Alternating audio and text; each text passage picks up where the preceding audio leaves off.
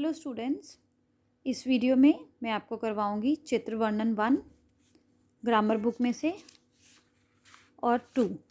चित्र वर्णन जो 1 है वो हम पहले भी कर चुके हैं, फिर से एक बारी रिवाइज कर लेते हैं। तो ये देखिए चित्र 1 है। किसी जंगल में एक शेर रहता था। एक दिन वह पेड़ के नीचे आराम कर रहा था।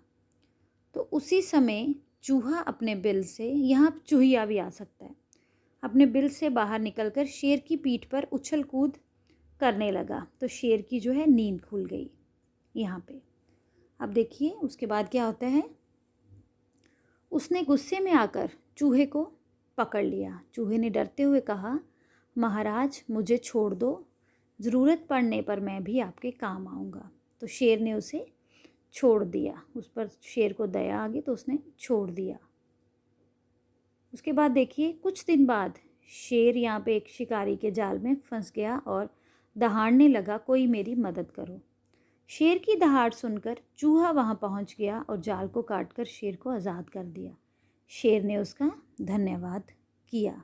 तो देखो छोटे से चूहे ने भी कैसे शेर की मदद की और उसको जाल से आज़ाद करवा दिया। तो कहानी का नाम है शेर और चूहा। शिक्षा है कि किसी को भी कम ना समझो। यहाँ पहले तो शेर ने सोचा कि ये छोटा सा चूहा जो है ये मेरी क्या मदद करेगा, है ना।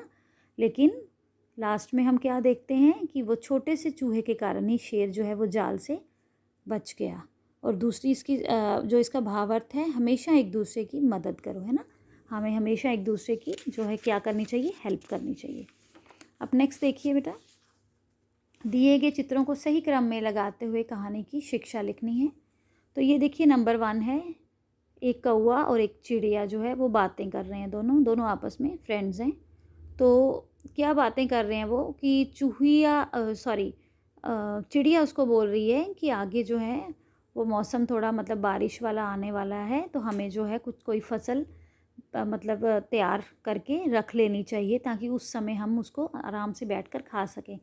तो जो कौवा था वो आलसी किस्म का था, वो उसको बोलते कि कोई बात नहीं, तू चल और मैं जो है आता हूँ, है ना। तो यहाँ पे जो चिड़िया है वो फसल की तैयारी में लग जाती है। वो यहाँ पे बीज जो है देखो डाल रही है और कौवा आराम से ऊपर बैठा देख रहा है। फिर उसके बाद वो देखो हल जोत रही है, लेकिन वहाँ पे भी कौवा जो है आराम से बैठा देखता है। फिर जो चिड़िया की मेहनत रंग लाती है और उसकी फसल देखो कितनी बड़ी हो जाती है ना। फिर वो काट कर अगली पिक्चर में अपनी फसल को रख लेती है। किसके लिए कि जैसे आगे जो मौसम बारिश वाला जो समय आने वाला है तो उसमें उनको बाहर जाने में मुश्किल होगी, तो वो सोचती है कि वो फिर आराम से बैठकर अपना पेट भर सकती है ना। तो यहाँ पे भी देखिए वो काम कर रही है, जो आलसी कौवा है वो ऊपर से देखता है। फिर कुछ दिनों बाद क्या होता है कि बारिशें शुरू हो जाती हैं, है ना।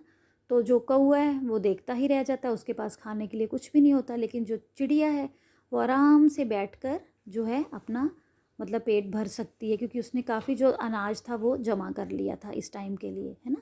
तो इसमें ये हम सीखते हैं कि हमें आलसी नहीं बनना चाहिए। अपना जो हमें काम है वो समय पर करना चाहिए, है ना। उसने चिड़िया ने बहुत समय रहते अपना काम जो था वो पूरा कर लिया, लेकिन कौवे ने कुछ भी नहीं किया अपना। तो वो देखो अब जब टाइम आ गया बारिशों का, जब वो बाहर नहीं जा सकता था, तो और अब उसको क्या है मुंह उठाकर देखना पड़ रहा था, क्योंकि उसके पास खाने के लिए कुछ भी नहीं था। तो क्या शिक्षा है कि हमें अपना काम हमेशा समय पर करना चाहिए। तो ये था चित्र वर्णन 2। तो बेटा इसके बाद है हमारी वर्कशीट। इसमें सबसे पहले हैं वर्ड मीनिंग, उसके बाद है प्रश्न उत्तर, फिर है शुद्ध रूप। आपने इसका सही रूप लिखना है, कौन सा है। विलोम शब्द हैं 4, फिर विराम चिन्ह लगाओ 3 हैं। शब्दों के परिवार बनाइए, इनसे आगे शब्द बनाने हैं हमने बल और हवा से। फिर पंक्तियाँ पूरी करनी है, ये कविता में से है। तो ये बेटा आपने या तो किसी शीट पे इनके आंसर्स लिखने हैं या फिर अपनी क्लास वर्क कॉपी की बैक साइड पे इसको लिखना है।